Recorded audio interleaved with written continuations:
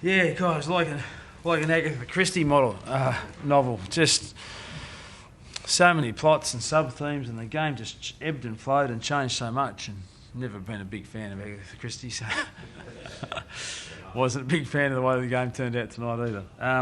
Listen, we played a quality side. They're not on top of the ladder and unbeaten for any other reason that they're a great outfit and such a resilient and disciplined group. And we just ran out of legs and ran out of a couple of soldiers in the end. But our blokes were brave, but bravery doesn't necessarily win your big games and grand finals. We got to improve a bit. But our boys will have benefited enormously from the experience tonight, and we get ourselves ready for Gold Coast next week. That's it. Over. You smashed them with clearances and stopped their run in the third quarter. Did they turn the tables directly on you in the last? Is that how they got momentum back? Yeah, quite possibly. Their back end is just an unbelievable defensive unit, and they rely on their back six to accept a lot of responsibility for how they control things in the back end. They don't actually require their midfielders to push deep very often, just because they're so good 1v1.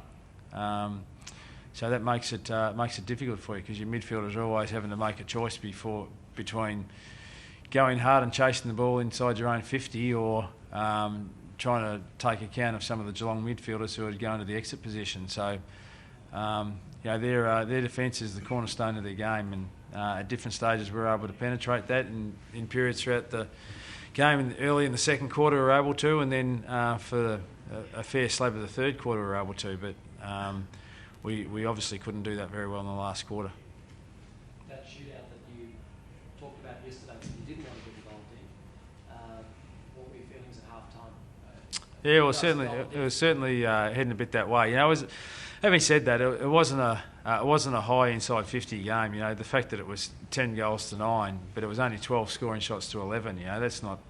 It could quite easily have been 7 goals 4 to 6-5 or something at half time, which is usually the type of scoring rate, rather than both sides being so accurate. But so it wasn't a shootout in a sense, in terms of just ball flipping from one end to the other, ground to the other, and both sides having 60 inside 50 entries, and that was sort of the way the game was played in round 5.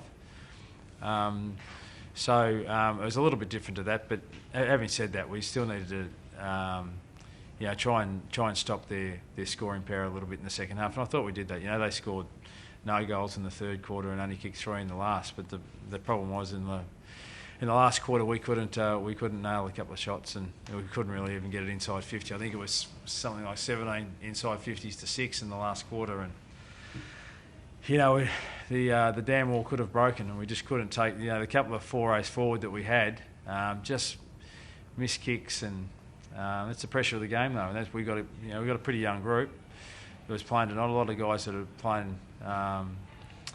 playing in front of a big crowd like that against a quality opponent for the first time, and they'll get enormous benefit out of that experience. But we just couldn't nail a couple of crucial balls in the last quarter that might have just arrested the momentum that Geelong had and brought it back our way.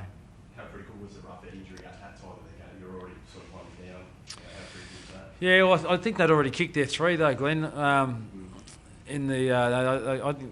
The game was. I don't think there was a goal kicked after about the 10-minute mark of the last quarter. And Ruffy got injured after those 3. So it's a disappointing injury for us, because he's just been in such good form.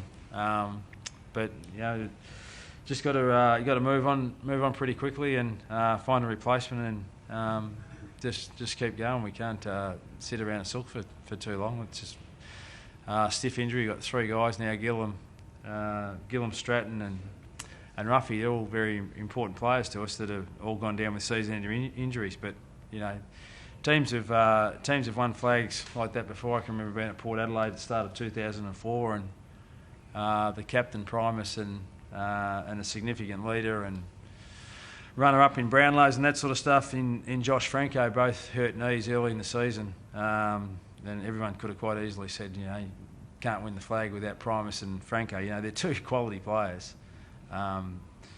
Two guys stepped into their roles and they won the flag in 2004. So it can be done. It's going to certainly test us, but we're certainly not going to give up. So that was an Achilles, just confirming?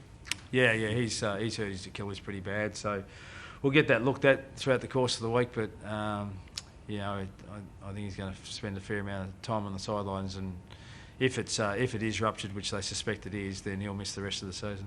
And potentially part of next year as well. We'll just have to wait and see, mate. Yeah, not sure what they do in terms of surgery and that sort of stuff. But I'm no medical expert, but the Quacks will work that out. You had one or two other injuries tonight?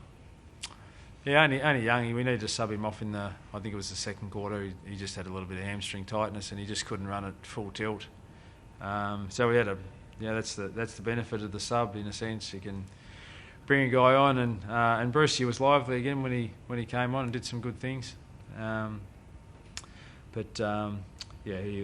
We'll just have to assess Youngie throughout the course of the week and see whether he's okay to play next week or he might miss a game, but it's not too serious. James Kelly mentioned on radio a minute ago about he thinks that you'll be heading to Jeff Geeshan after the Franco non-free kick in the dying minutes. Have you got any? Did you? Listen. Any thoughts of that? No, I don't think it's worth going down that track. You know, there's many other areas of the game that we need to focus on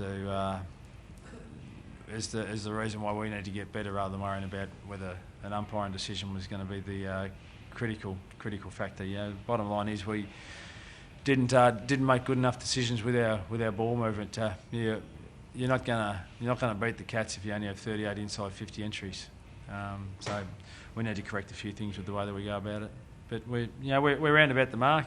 But we wanted to use tonight to see if we've made some improvements since round 5, and I think we have. But we just need to be a bit more polished with the way that we use the footy.